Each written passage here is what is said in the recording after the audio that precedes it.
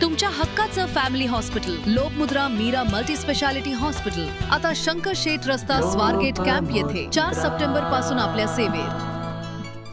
नाशिकच्या निफाड तालुक्यातील लासलगाव आणि पिंपळगाव ह्या दोन शहरांना जोडणारा जो रस्ता आहे तर कोटमगाव या ठिकाणी रेल्वे पुलाखाली मोठ्या प्रमाणात पाणी साचतं आणि मोठमोठे खड्डे पडल्यामुळे जे काही शेतीमाल घेऊन जाणारी वाहने आहेत तर ती पलटी होतात।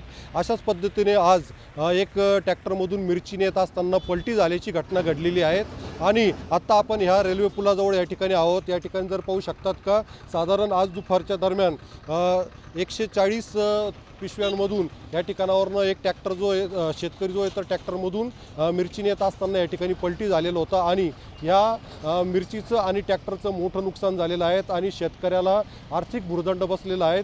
त्याला कारण असं आहे की या ठिकाणी मोठ्या प्रमाणात खड्ड्यांचं साम्राज्य आहे तर यामध्ये वाहनं जे तर ते पलटी होतात।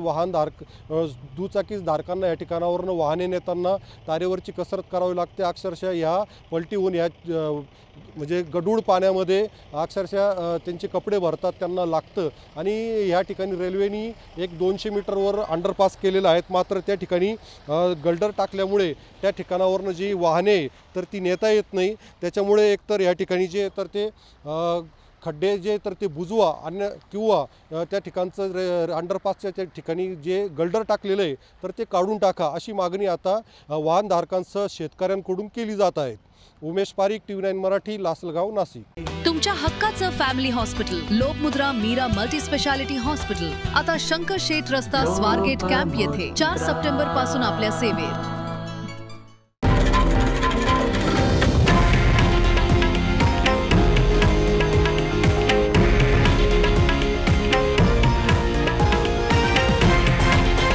हे आहे देशातील नंबर 1 न्यूज नेटवर्क आणि आपण पाहत आहात TV9 मराठी, एकमेव।